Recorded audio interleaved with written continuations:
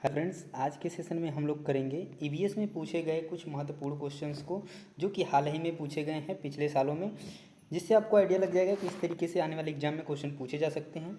तो चलिए आज का वीडियो शुरू करते हैं और करते हैं आज का पहला क्वेश्चन। तो आपका पहला क्वेश्चन रहा कि त्रिवेंद्रम और गांधी धाम के बीच की दूरी 2268 किलोमीटर है। यदि कोई रेलगाड़ी इस दूरी को 42 घंटे में तय कर लेती है तो इन दोनों शहरों के रेलवे स्टेशनों के बीच रेलगाड़ी की औसत चाल मीटर प्रति सेकंड में थी। ये पूछा गया है। देखिए इस तरीके के क्वेश्चंस को आप कैसे करेंगे, तो यहाँ पे सिंपल सी है। देखिए यहाँ पर दूरी दी गई है, यानी कि डिस्टेंस दे दी गई है, ठीक है, 22 और 68 किलोमीटर दिया है, ठीक है। और यहाँ पर दे दिया है समय, समय भी दे दिया है, यहाँ पे टाइम भी दे दिया है 42 कितना घंटा, ये घंटे में दिया है, ध्यान दीजिएगा, ठीक है। अब आपको यहाँ पे निकालना क्या है, तो आपको औसत निकालना है, यानी औसत चाल, यानी कि चाल बराबर क्या होता है दोस्तों, दूरी बटे समय।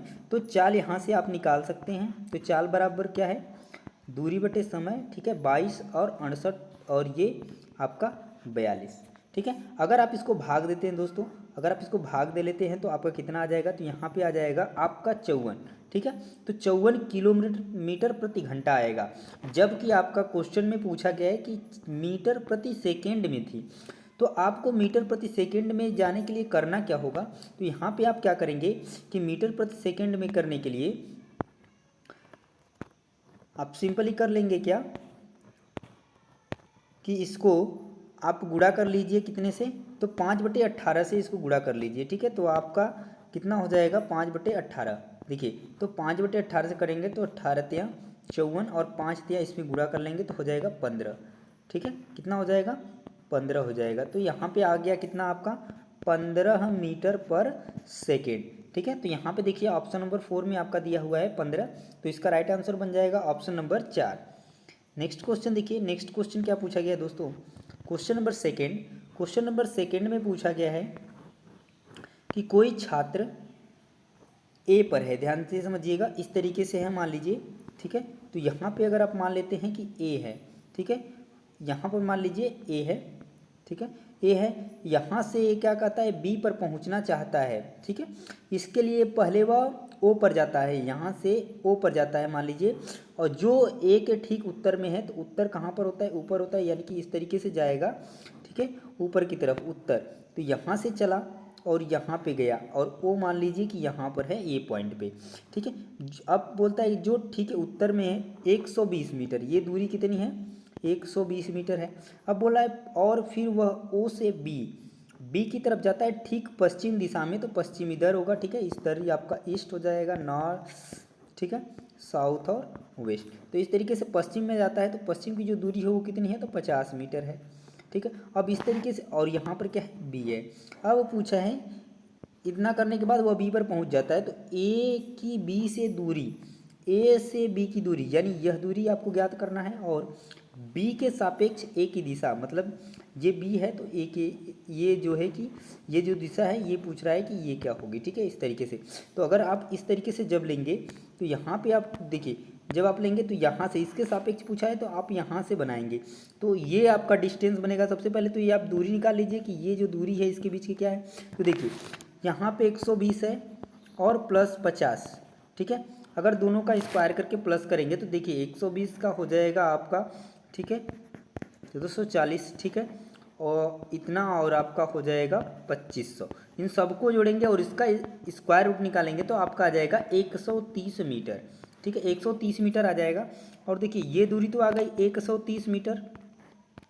अब पूछा है इसके सापेक्ष इसकी दिशा, तो देखिए यहाँ पे ये ओरिजिन है, तो इधर का होता है ईस्ट, ठीक है, इधर का होता है ईस्ट, और ये होता है आपका नॉर्थ। तो इधर इस वाले में है, चौथे में है, तो यहाँ पे सबसे पहले लेंगे नॉर्थ, साउथ और आपका हो जाएगा ईस्ट, यानी कि दक्षिण और पूर्व। यानी कि यहाँ पे जो आपका राइट आंसर बन जाएगा दोस्तों ऑप्शन नंबर सेकेंड, ये वाला आपका बिल्कुल सही हो जाएगा, यानी कि दक्षिण पूर्व और 130 मीटर, ठीक है। अगला क्वेश्चन देखिए, क्वेश्चन नंबर थर्ड।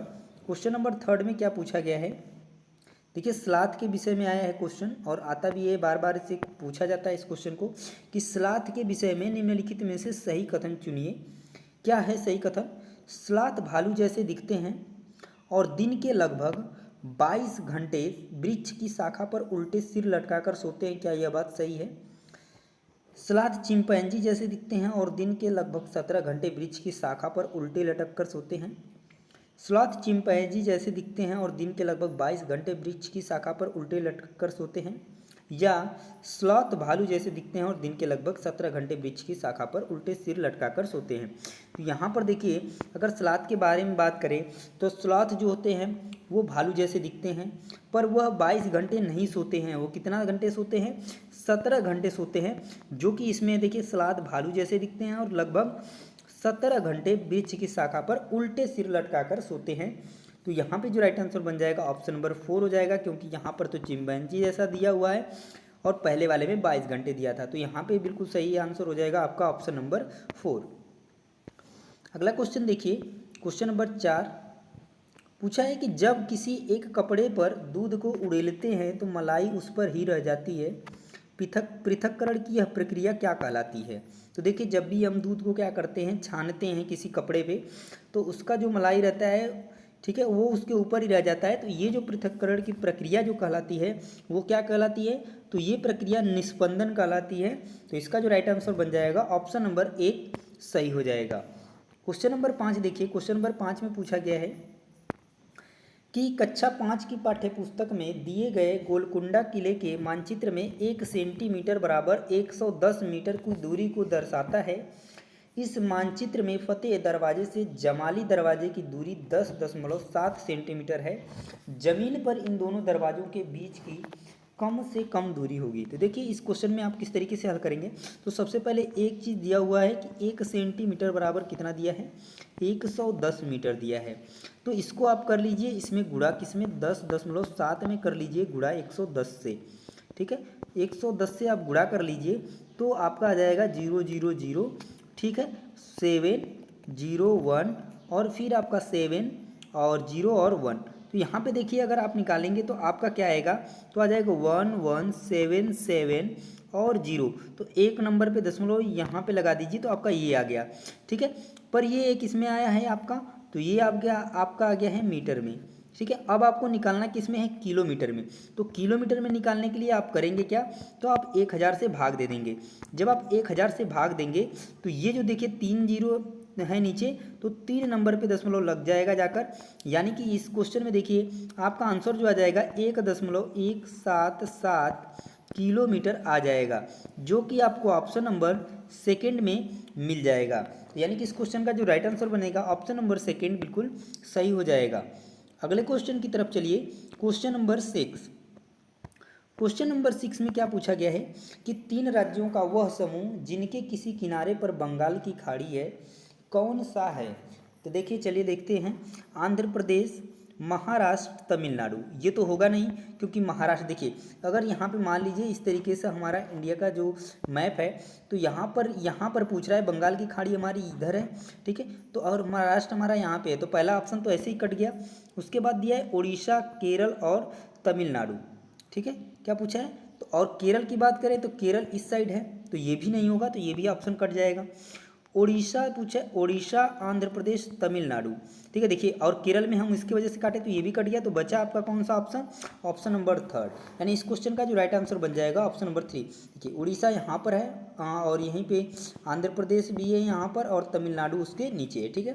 तो इस तरीके से राइट आंसर ऑप्शन नंबर 3 हो जाएगा। अगला क्वेश्चन देखिए, क्वेश्चन नंबर 7।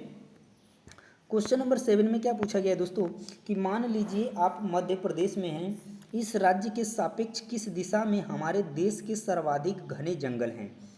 कहाँ पर हैं? तो मान लीजिए कि इस तरीके से अगर है इंडिया का मैप, यहाँ पे मध्य प्रदेश है, ठीक है, यहाँ पे मध्य प्रदेश है, इसके सापेक्ष पूछा है। तो बात करें घने जंगलों की, तो आपको घने जंगल इधर देखने को मिल जाएंगे।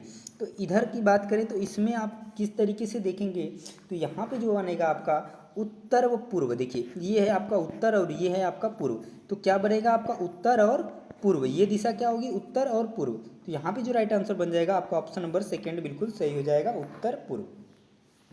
अगला क्वेश्चन देखिए, पूछा है कि माउंट एवरेस्ट की चोटी की ऊंचाई क्या है? ठीक है, तो क्या 8600 मीटर है, 8850, 8950 कि 8990? तो यहाँ पे देखिए यहाँ पर कितना है आपका 8,848 मीटर होता है, तो यहाँ पे राउंड ऑफ करके दे दिया है। तो यहाँ पे जो राइट आंसर बन जाएगा दोस्तों ऑप्शन नंबर बिल्कुल सेकंड जो है इस क्वेश्चन के लिए सही हो जाएगा यहाँ पर, ठीक है। तो माउंट एवरेस्ट की ऊंचाई कितनी यहाँ पर लगभग हो जाएगी, तो 2850 मीटर यानी 8,850 मीटर। अगला क्वेश्चन देखिए, क्वेश्चन नंबर 9। क्वेश्चन नंबर 9 में पूछा गया है दोस्तों कि टूटता तारा होता है, क्या होता है? तो कोई तारा होता है, धूमकेतु होता है, उल्का होता है या क्षुद्र ग्रह होता है। तो जो टूटता तारा होता है दोस्तों वो क्या होता है, तो वह एक उल्का होता है, ठीक है। क्या होता है, उल्का होता है। तो यहाँ पे जो राइट आंसर बनेगा ऑप्शन नंबर 3 बिल्कुल सही हो जाएगा। अगला क्वेश्चन देखिए, क्वेश्चन नंबर 10। क्वेश्चन नंबर 10 में क्या दिया गया है कि खेजड़ी वृक्ष के बारे में नीचे दिए गए कथनों पर विचार कीजिए। तो खेजड़ी वृक्षों के बारे में, वृक्ष के बारे में कुछ विचार दिए गए हैं। दिया है कि यह वृक्ष मुख्यतः रेगिस्तान क्षेत्रों में पाया जाता है। हाँ, ये बात बिल्कुल सही है कि यह रेगिस्तान में पाया जाता है। इसे उगने के लिए अधिक जल की आवश्यकता नहीं होती है। यह वृक्ष अपने तने में जल संचित करता है जिसका उपयोग आवश्यकता पड़ने पर किया जाता है, ये बात गलत है। इस वृक्ष की साल का उपयोग दवाई को बनाने में किया जाता है तथा इसकी लकड़ी पर कीटों का प्रभाव नहीं पड़ता है। हाँ, ये बात सही है। इस वृक्ष में पत्तियां बहुत कम होती हैं, ये भी गलत है और ये भी सही है। तो यहाँ पे 3 ऑप्शन सही हैं। तो देखिए आगे चलते हैं, देखते हैं। कूट वाला शब्द लगता है क्वेश्चन, जी बिल्कुल सही है, कूट वाला ही शब्द है। तो यहाँ पर हमको जो सही मिला था उसमें 3 ऑप्शन मिले थे, जो कि क्या था, ए था, बी था और डी था, ठीक है। तो यहाँ पे जो राइट आंसर बन जाएगा ऑप्शन नंबर ए बिल्कुल सही हो जाएगा। आप चेक भी कर सकते हैं वहाँ पर। तो कौन कौन सा सही था, ए, ठीक है, ए सही था आपका, बी सही था और डी सही था, ठीक है। तो यहाँ पर जो राइट आंसर बन गया option number A, B, D. अगला क्वेश्चन देखिए, क्वेश्चन नंबर 11। क्वेश्चन नंबर 11 में क्या पूछा गया है,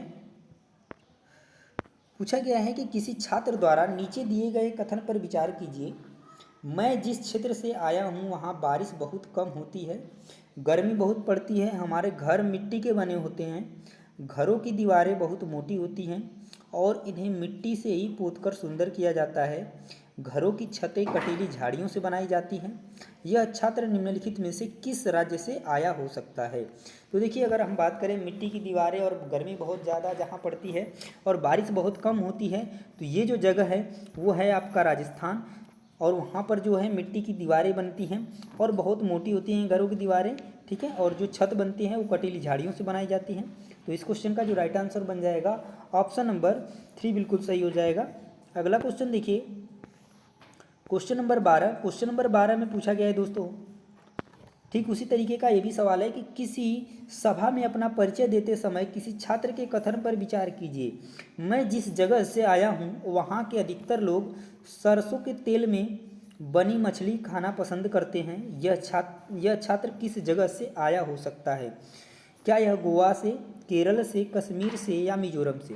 तो बात करें दोस्तों, जो सरसों के तेल में बनी मछली जो खाना पसंद करते हैं लोग, कहाँ के लोग पसंद करते हैं? तो कश्मीर के लोग, ठीक है। गोवा की बात करेंगे दोस्तों तो यहाँ पर नारियल के तेल में मछली को पकाकर खाया जाता है, ठीक है।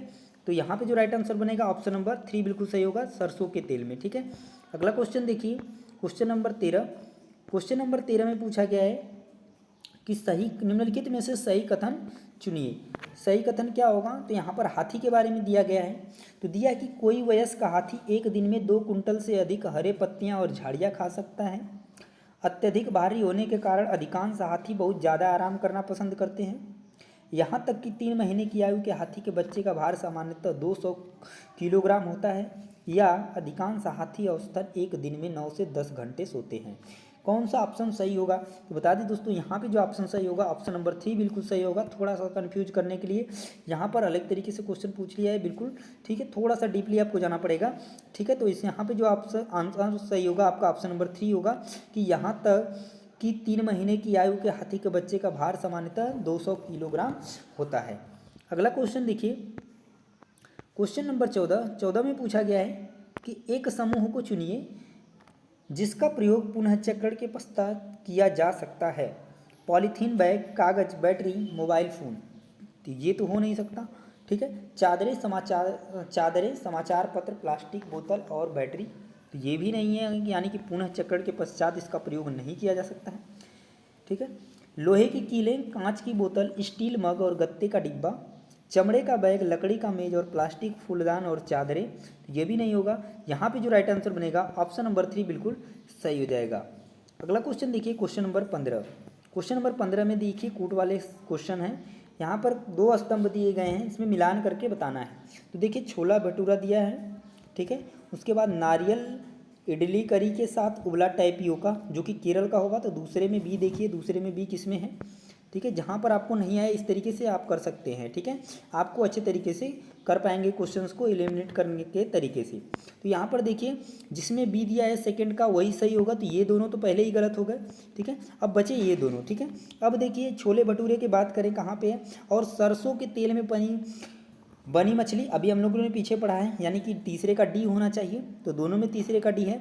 और नारियल के तेल में बनी, तो गोवा सही है बिल्कुल। और तो बता दें दोस्तों, यहाँ पे हम बात करेंगे छोले भटूरे के, तो छोले भटूरे का जो ऑप्शन मिलेगा वो आपका मिलेगा पंजाब में, ठीक है। कहाँ मिलेगा, पंजाब में मिलेगा। तो पहले का जो ऑप्शन सही हो जाएगा वो आपका सही हो जाएगा क्या, यहाँ पे आपका सही हो जाएगा कौन सा, ऑप्शन नंबर 4। देखिए पहले का ई, दूसरे का बी, तीसरे का डी और चौथे का ए, जो कि बिल्कुल सही है। तो यहाँ पे जो राइट आंसर बन जाएगा ऑप्शन नंबर 4 इस क्वेश्चन के लिए सही हो जाएगा, जो कि सही मिलान है।